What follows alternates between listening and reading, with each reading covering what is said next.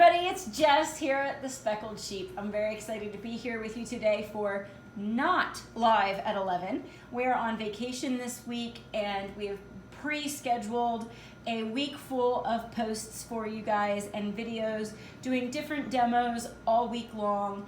And at the end of every demo video, I am going to be talking about a special gift or a promotion that's going on for that day. So this entire week while we're on vacation, the store is closed and we are away from our computers, but the online store is open. So we're offering a sale, 15% off all relief kit orders. So if it is categorized on the online store under relief kits, either knitting relief kits or crochet relief kits, they are all 15% off this week, and they will be available all the way through Sunday the 5th. And then every day of the week, we're going to be putting out something special. So at the end of each video, there will be a special little promotion that we're doing. Very excited to have the online sale going on. This sale is kind of a happy 4th of July, happy wearing green phase, and happy birthday to the Speckled Sheep because we had to be closed in May sale. It's a whole bunch of things rolled up into one. Alrighty, so today I want to show you guys a brand new blanket that we came out with. This one is one of Laurel's babies. It's a fantastic blanket, worked on the bias, and it is a self-fringing traditional throw. Very basic, very cozy, very cuddly. It's called the Cobblestone Blanket, and I want to do a demonstration today of how to get it started so you can see how that self-fringing concept comes about. And it's very, very fun, very easy. We have the kits up online. You can buy the pattern online on our online store. If you do buy it there, you will get a print copy, not a digital copy. Or you can go to the Ravelry store for the Speckled Sheep, and the links are all above. You can go to the Ravelry page and get the blanket pattern there and then have it digitally right away. If you get the kit, the pattern is included in that. You'll be good to go. Kits are available for pickup once we are back. Pickups will start on Tuesday because we'll need Monday when we come back to get the orders together. So pickup starting on Tuesday the 7th, and then we will have the ability to ship them out as well. We are using two wonderful yarns in this blanket. I'm going to show you a little bit about them. We've talked about these in past live videos, so you might be familiar with them already. We have Spontaneous Worsted Effects and Cascades 220 Superwash in the Effects colorway. So Spontaneous is a wonderful single ply yarn, and its stats are 208 yards, 16 to 18 stitches equals 4 inches on an 8 to a 9. They recommend hand wash, cold, lay flat to dry. And then the 220 version, if you're familiar with Cascade 220 already, then you know this yarn. This is just the Effects dye version of it. So the Effects stands for the color. It's a beautiful spray dyed speckled technique. We really, really like this colorway. It gives a beautiful mottled look. And when we hold these two double to make this blanket, they are just fantastic. The Spontaneous, which is that single ply, is very, very soft. Beautiful merino yarn. Really love it. Very, very smooth, very soft. The 220 is a great machine washable workhorse of a yarn. We really like it. When you hold them together, it is soft, it is plush, it is cushy, it is everything you want for a good cuddle up on the couch blanket. And it looks fantastic. There's a little bit of fringe on the side, looks fantastic, draped over the back of the sofa or a chair. This fabric comes out to be about a 1/2 inch thick, so it's got a lot of plush to it, which is just so nice to cuddle up with. And it's a beautiful stitch pattern. Garter stitch makes it completely reversible, and the edging detail is very, very attractive. Really like that little bit on the edge. And then the self-fringing technique makes the fringing hassle-free and kind of a no-brainer. Really nice classic touch to a blanket. Washing wise, you do have a hand wash recommendation on the one yarn in here. So we do recommend that you hand wash, lay flat to dry, like anything that you knit. You've heard me say it probably a million times already. But you could probably get away with machine washing if you put it on a gentle or wool cycle in cold water, mild detergent if any, and definitely lay it flat to dry. The dryer is where you're going to do the worst to this. You don't want to apply heat to it or over agitate it. All right, so beautiful blanket here. I'll post some pictures as well throughout the day. You'll see some scheduled posts pop up with pictures of the yarn and the kits. And again, if you wanted to order any of the kits, they're all available on the online store. So I want to show you guys how to get started and how to do the self-fringing part of this blanket. That way you've got a nice little demo here and you're not too worried about it when you get that pattern and you're like, wait, what? It wants you to do what? So it's not hard at all, but we'll just walk you through it step by step in case. So I've got my size 13 needles here. I'm working with a pair of Likey Driftwoods, and I have the yarn that the pattern calls for. Now I am just using 2 random scrap balls of these yarns that we have from other projects, so don't necessarily pay attention to the color combination I'm using here, but it is the right yarn on the right needle size. So the first thing we're supposed to do is cast on 1 stitch. To do that, I like to make a slip knot. So I'm going to hold the tail of my yarn in my left hand. I'm going to lay that over the first 2 fingers of my right hand. I then am going to twist my hand up and around so that my palm is facing my body and bring that yarn past the tail so that I can create a nice little loop here, go down with my 2 fingers and pull my working yarn through that loop. That is as simple as it is to make a slip knot. That is the way I like to make it. If you know a different way, do whatever way you know how to make that slip knot. Now we're going to cast on, we've cast on 1 stitch. That's all we have to do. So we held both our yarns together, cast on a stitch by making a slip knot. Now we're ready to go. Row 1 of this pattern says to knit front and back, and then cut the yarn, leaving a 4-inch tail. That is very simple. I'm going to start by holding my tail in my left hand with my left hand needle.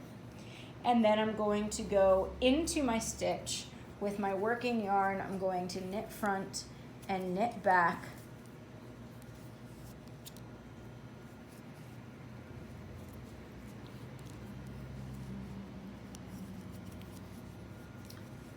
It's that looking through the camera thing, guys. Very easy. There you go. So knit front and back. Now we're going to cut the yarn, leaving a 4-inch tail. So what I'm going to do is I'm going to estimate about 4 inches, or you can pull out your handy dandy tape measure and measure 4 inches just to be a little bit more exact. It's not the most pressing thing in the world to have exactly 4 inches here, guys. What you do want to keep aware of though is if you go too long, you will have a lot more yardages used up in every row, and you'll end up coming short on your overall blanket, or you'll have a smaller blanket. So you want to keep in mind that your fringe, there's some playroom there, but you do want to keep it pretty accurate. You will go back and trim up your fringe to whatever length you like later. If you keep those tails too short, then you're just going to have tiny little fringe, which is fine. It's whatever you like, but that's what you want to keep in mind when you're cutting those tails. Now, row 2 is rejoin your yarn, leaving a 4-inch tail, knit front and back, and then knit to the end of the row. So I'm just going to hold my tails side by side to get a rough estimate. That's all you need. And then I'm going to hold my tails together down here. By doing that, it really helps to prevent me from pulling them out too far and changing up the size of my tails. So my row here again is knit front and back. And then knit 1 stitch, because that's all that's left on the needle. Now I'm going to turn my work and work row 3. So again, holding my fringe out of my way in my left hand, working with my working yarn in my right. I'm going to knit front and back. Knit front, go into the back of my stitch, knit the back, and then I'm going to knit to the end, which in this case is 2 stitches.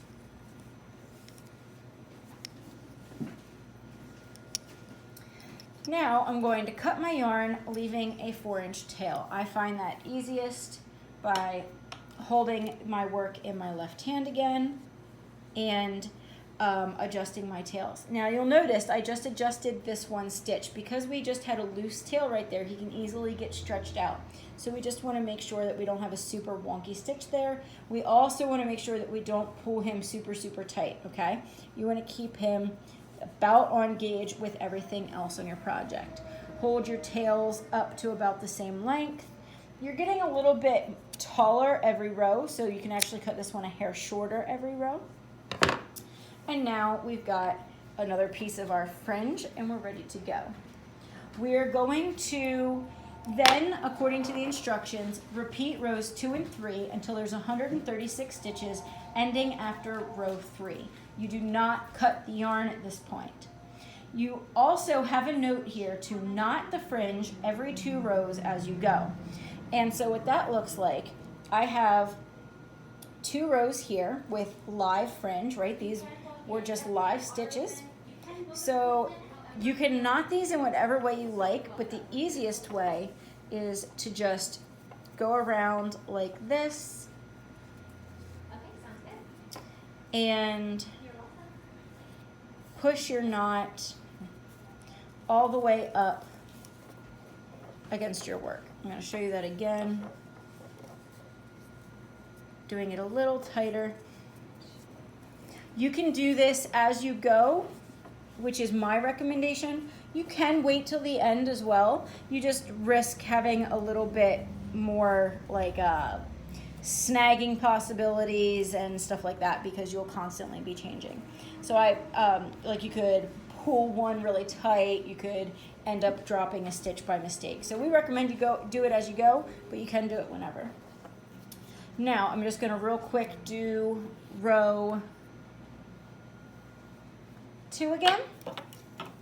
So I'm going to hold my working yarn alongside my tail to about even, pinch them right here, and then using my right hand needle, go back in and work the pattern, which is very simple. Knit front and back.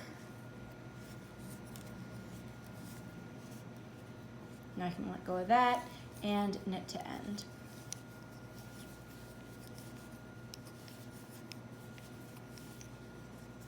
You can see we're starting to build a triangle here, and we're putting fringe on it as we go. So now I've got 2 new pieces of fringe, 2 tails ready to go, and I can tie them now just to make sure that there's nothing weird that might happen with them down the road.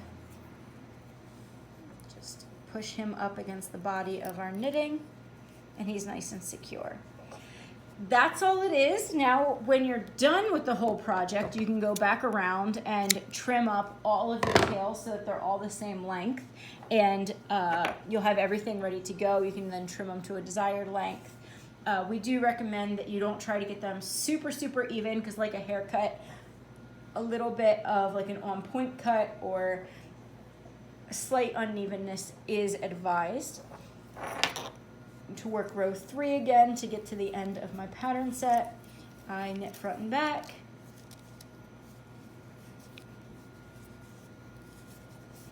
and then knit to the end.